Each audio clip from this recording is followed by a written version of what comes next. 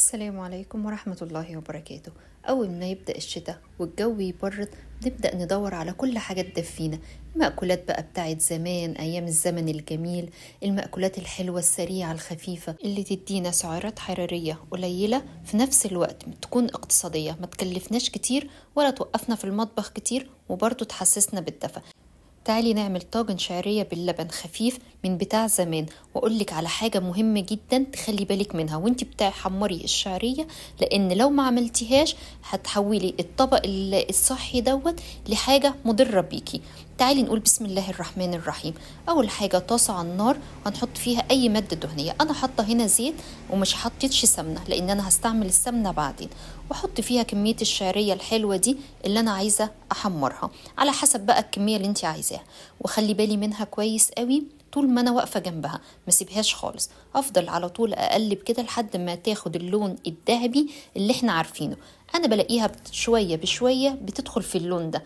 وخلي بالك بقى النقطه المهمه هنا ان الشعريه دي عباره عن مواد نشويه، زيها زي لسان العصفور، زيها زي الرز العادي اللي احنا بنعمله.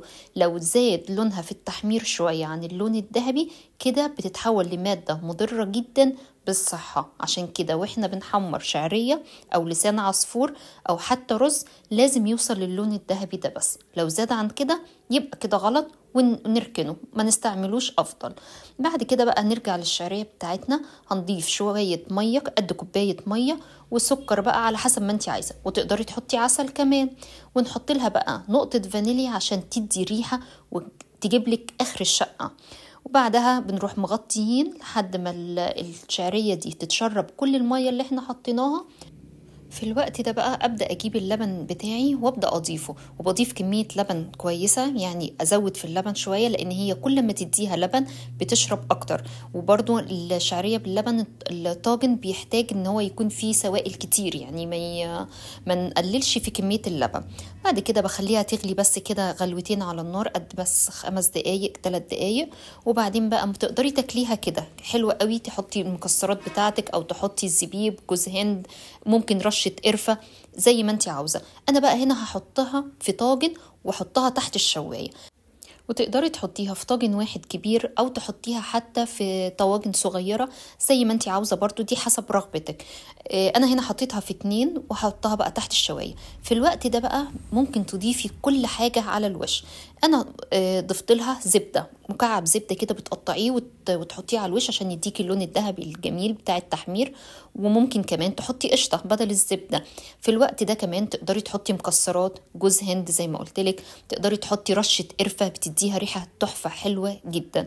بس أنا عملتها سادة لأن اللي عندي ما بيحبوش كل المكسرات ولا حتى القرفة. دلوقتي بقى هي تحت الشواية بالظبط 5 دقايق، وبدأت الزبدة اللي على الوش بتسيح، وهي اللي بتدي اللون الذهبي الجميل اللي احنا متعودين عليه. هنقدمها بقى سخنة وناكلها تدفينا وتحسسنا بالدفى. لو وصلتي معايا لحد هنا ما تنسيش بقى تعملي لايك للفيديو واشتراك في القناة لو لسه ما اشتركتيش، وتدعي لاخواتنا في كل مكان ان ربنا ينزل عليهم دفئا وحفظا من عنده. اللهم انصرهم نصر عزيز مقتدر.